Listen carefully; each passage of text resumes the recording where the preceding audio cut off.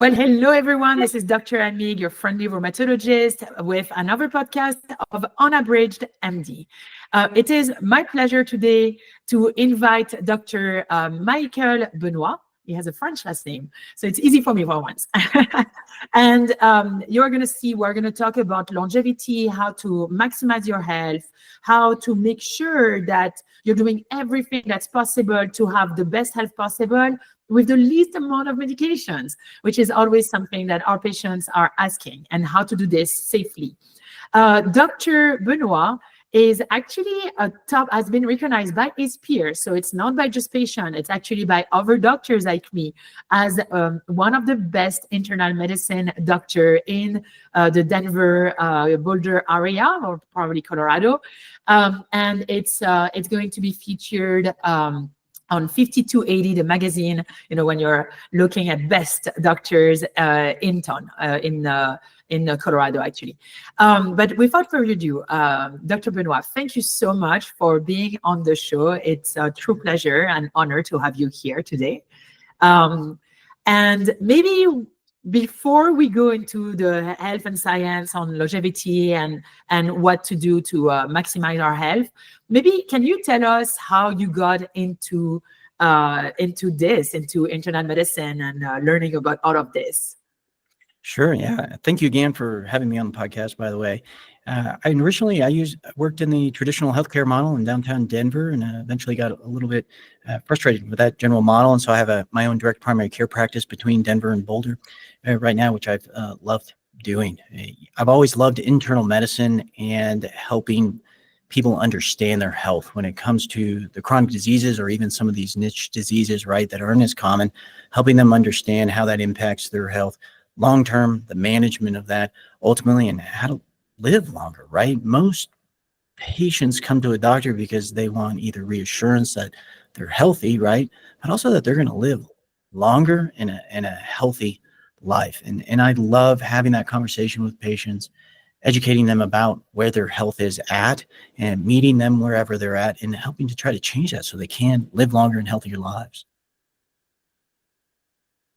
Yeah, I love it. And so I think maybe we start with, what does that mean, longevity? What does that mean, like optimization of health? Like there's a lot of different terms out here.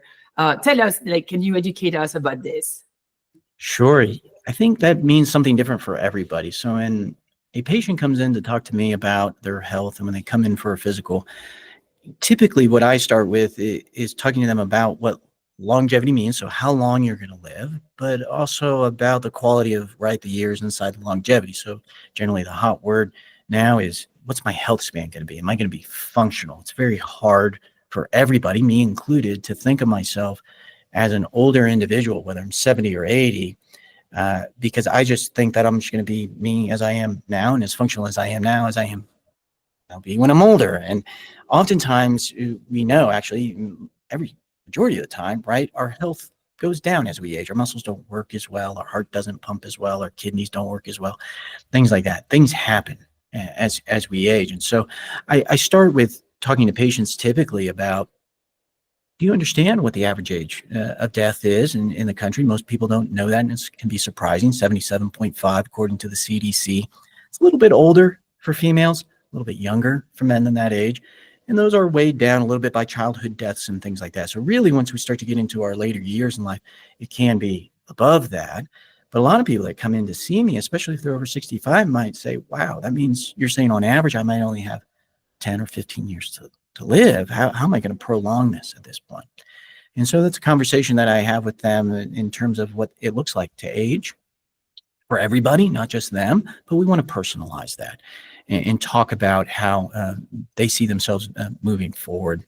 The other thing that I talk about and really focus on when we talk about longevity is, what do people die from, right? Because that's where we really can start to make a change. And if you look at the statistics on that, the top causes of death are cardiovascular disease. I don't think there's a huge surprise there, right? You block off an artery and your heart doesn't pump as well. Cancer, number 2. And other top causes are going to be things like chronic respiratory diseases or infections, pneumonia, or even complications from diabetes. And all of those kind of tie in together. we used to didn't die from chronic diseases, right? We died from infections, injuries, accidents, or childhood issues back, 100 years ago or more. Now we die from chronic diseases rather than those other things. And we've become quite good at starting to manage chronic disease. But what we don't often talk about is chronic disease start early, and our habits have a certain trajectory of building those up over time, our likelihood of experiencing those. And then we become kind of put into the average bucket of when we're going to die and what chronic diseases we might have, if that makes sense. Yeah, I find it's funny to come to a doctor and think, well, like we are so into our present, right? That we actually always forget that we are all going to die. And it's actually interesting because you're like, well, we are all going to die, but let's make it happen the best way possible. Let's make our time here the best possible. And I find it really interesting. You have a very different approach than mine, in the sense of that I always look at the positive of like, look, I've seen a patient that's 89 and continues to ski, continues to mountain bike. How do we get that, right? How do we get there? Instead of like, well, the risk of like dying is this and that. And at the same time, I understand why you would do that as an internal medicine versus me as a rheumatologist, because they come to me, they already have a chronic condition, right? So I have to teach them that they can get out of it and we can take care of them. Versus for you, it's like, okay, I need to do prevention and to hit, and I really love this, to hit and to make sure that what I'm saying has impact on my patients. When I'm an internal medicine, as you are, you're thinking, well, they need to know what can and cannot happen, right? Like, so I love this. So thank you so much for sharing this. So once you share this, right, and even for me, I'm listening right now, right, and I know all of this, and it's really interesting to just, oh yeah, that is true, right? Cardiovascular health and all this. Okay, so we all know there is risk, and we all know that the outcome is going to be the same for everyone. What is going to be different is the path we're taking and how we are living our lives. So we cannot go, and I know you have a lot of details about all of this, and that's what you do with your patients. And in general, what would you say is needed? Like, how can we optimize our health? How can we do that? Yeah, and a lot of people come in with different notions of how that is done, right? Based off of norms and habits. And what I like to tell patients is that there is no one answer here for your health. There's not going to be an easy pill to take. There are some that are studied that might increase, right, your longevity and things like that in other mammals and maybe in humans. Those studies are ongoing. But what really is going to make the biggest difference in your life in terms of not only how long you live, but the quality of those years. Remember, we don't get to pick how we die, but we can certainly influence the odds substantially, right? Are going to be really the big three is what I call them. It's exercise, it's diet, and it's sleep. Those things all take time, effort, and establishing appropriate habits to modify. If you look at just quickly some statistics on those, a lot of people, by the way, come in to see me and they say, well, my dad lived till 90. I think I'm good. I'm going to live till 90.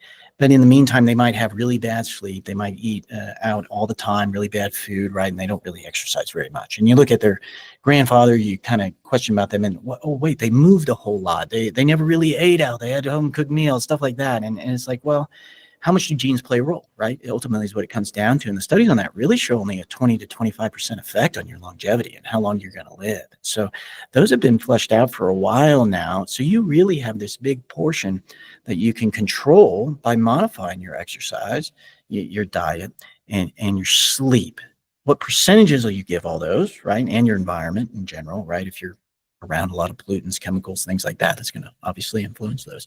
But how much you can influence by exercise, diet, and sleep is quite a bit. This is a big chunk of it. It takes a lot of investment, time, and habits. Oftentimes, a little restructuring of your life can make a big difference in these areas. So I really try to concentrate on those three big things. And when it comes down to habits, which is kind of this overarching principle of those three, we really talk about mental health and things in that aspect as well, because it is a big portion of how we interact with the world and how we treat ourselves and what we value moving forward in life, because we're all crunched on time for work and other obligations that we put on ourselves. And there's just no way to do it all.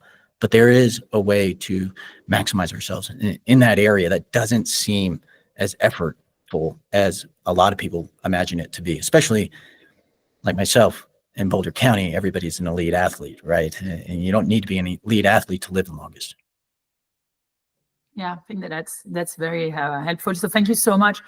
So it's interesting. It's kind of like always the same thing. Like in rheumatology, it's the same. Like exercising, sleeping, decreasing the amount of stress. So either by decreasing the amount of stress if you can, or by doing mindful techniques. And it's kind of like it always comes down to, this is what we know works, right? There is. So thank you so much for this, right?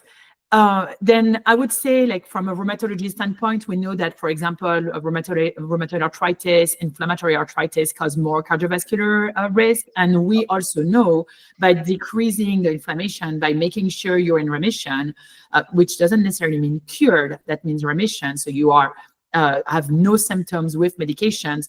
We know that if we do that, we actually decrease your cardiovascular risk. So that's actually huge, right? It's like, you can. It's not because you have a chronic condition that you're doomed. So that's something that I think is important to share. Now, there is something when we were talking before we started recording. We started talking about patients who come to you and yes, they want to optimize their health. And then there's another type of subset of patients who are, we want to decrease the amount of medications we're on.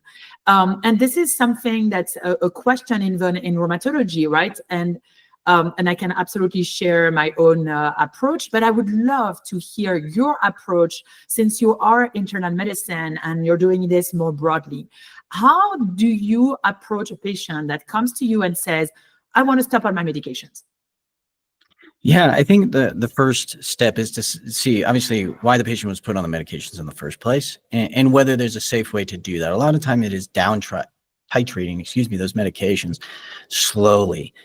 If you look at the chronic diseases that cause death, the cardiovascular disease, the cancer, right, chronic pulmonary issues, diabetes, metabolic issues, they all come back to managing our habits with exercise, diet, and sleep dramatically, right? We know when it comes to diet, if you eat more processed foods, right, and we generally eat a lot of those in the United States, and if you eat more animal type products. Now the percentage on that can be argued, but if you look at the markers of inflammation on the blood, right, they change dramatically based off what you eat on a regular basis. And so we can really start to decrease, inflammation to some degree, right? But we want to use medications as a tool in conjunction with that and not forget that there is a great role for medications to help people with disease states, whether it's a rheumatological state or whether it's high blood pressure or high cholesterol, even with maximizing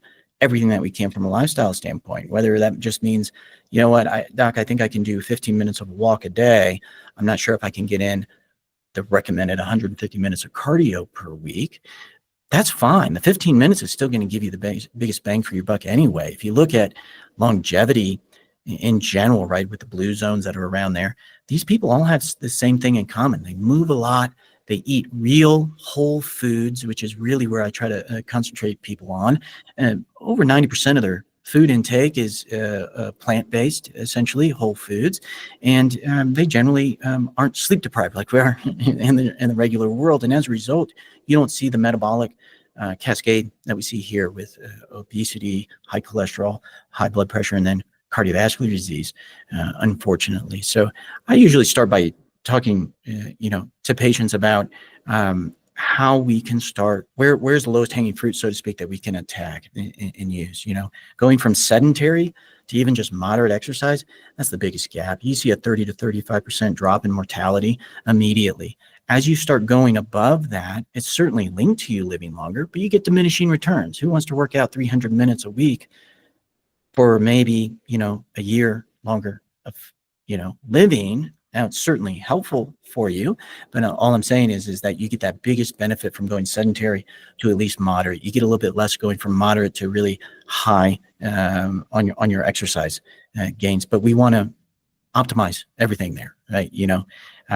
Same thing with diet. If I can just get people off processed foods and start to eat a little bit more whole foods, this is really a dramatic change in terms of their health profile and metabolic profile. And then sleep just ties so much into this, so incredibly much. It's a time for your immune system to repair. It's a time for your brain to recalibrate and clean house and get your memories better. It's time for your hormones to rebalance, right? And we just show people eat less, they do better on intellectual tests, they make better decisions, they emotionally feel better when we start to optimize sleep. It's really just a big discussion in and of itself.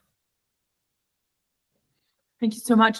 And so now I understand that basically you're really working on lifestyle.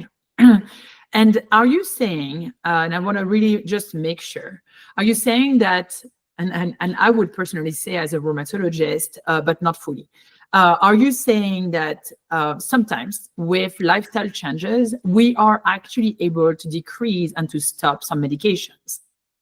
Oh, dramatically. Yeah. Sorry if I lost my way on that question a little bit as I was talking, but yeah, absolutely. I've had multiple people come off, right, medications with lifestyle changes. When we start eating better, generally lower salt, although that's a little bit debatable in some of the literature, although a lot of salt literature is, industry funded. You eat lower salt, you eat more whole foods, you exercise a little bit more. Guess what happens metabolically? Your blood pressure comes down, your cholesterol comes down. We need less medications. We may not need diabetic medications, right? And then guess what happens to the top causes of disease and your probability of living longer? It increases dramatically because we have less cardiovascular disease. We have less cancer, right? I mean, if there's a number one thing, despite talking about exercise, diet, and sleep with people, that I can get them to change in terms of habit, it really would be, right? Lowest hanging fruit is smoking. If I can just get people to not smoke, that would changes those profiles dramatically. But then outside of that, I mean, we're talking about dramatic decreases in mortality just by making small changes on their habits. Yeah. They can come off and be on less medications, and guess what? They generally feel a lot better. Yeah. Well.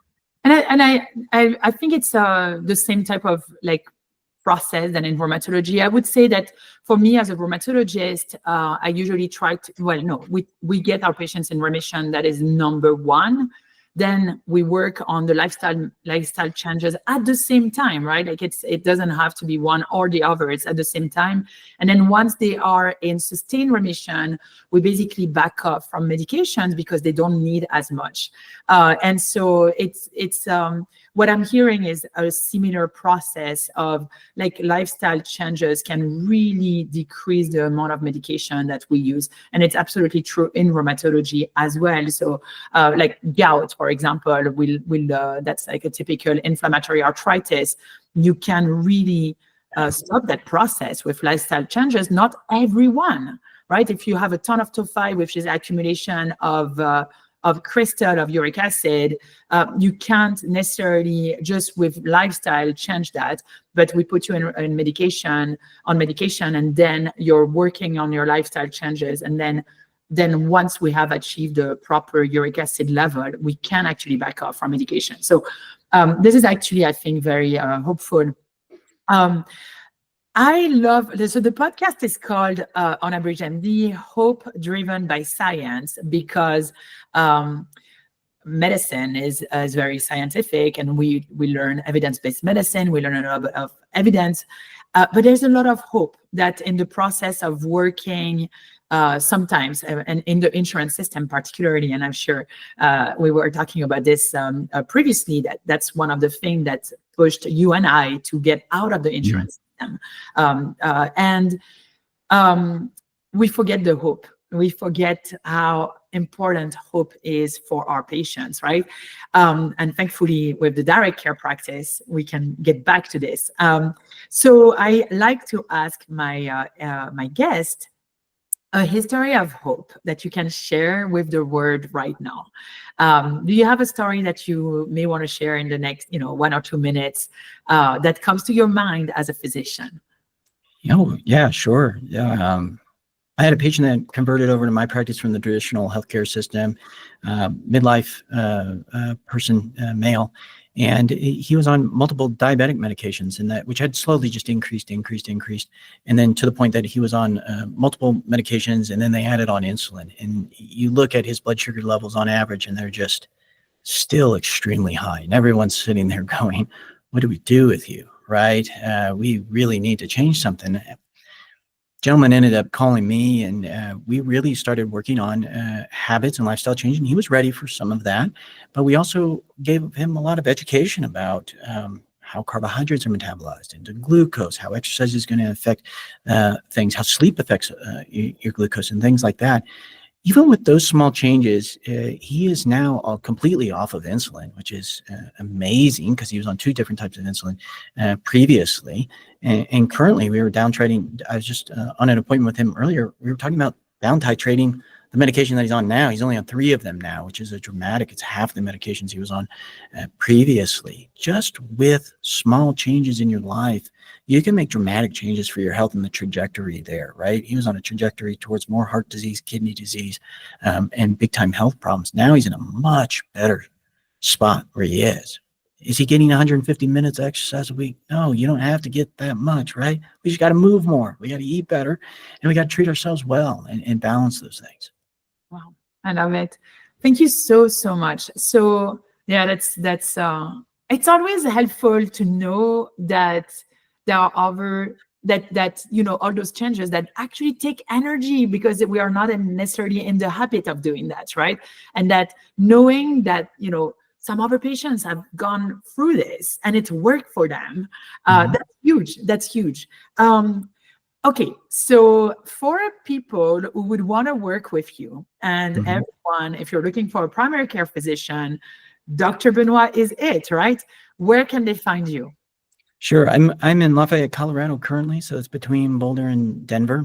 ParadigmDirectHealth.com. You can visit the website on there. You can certainly call the practice, and you get me, right? The beauty of direct primary care is that you get to contact your physician directly once you sign up. So all of your office visits are covered with a 1 monthly fee. Of course, you can pay in different ways, but we never go through insurance with that. Everything else goes through insurance, but I think people really like coming in to see me and knowing that they have more time to talk, right? We're not in a rush situation of 15 or 20 minute type thing. And really they can follow up at any time, and we can discuss things even further if we need to.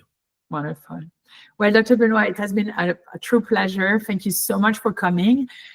If you are listening up to here, please share this episode with someone and write a review. This is how we are shown to the world as a podcast. And if you want to subscribe, that would be wonderful. You can also find this podcast on YouTube, so with videos of Dr. Benoit and I right now. And you will, so it's under Unabridged MD. And you can also follow our Rheumatology 101 live if you're more interested in rheumatology as well. I'm about to up onto a live right now in the next minute. And it's really more rheumatology. And that's on YouTube or Instagram under Unabridged MD. And I will see you next week. Thank you so much for being here. And as always, if you're looking for a rheumatologist, I am serving the Colorado area, and I would love to see you. Take care, everyone.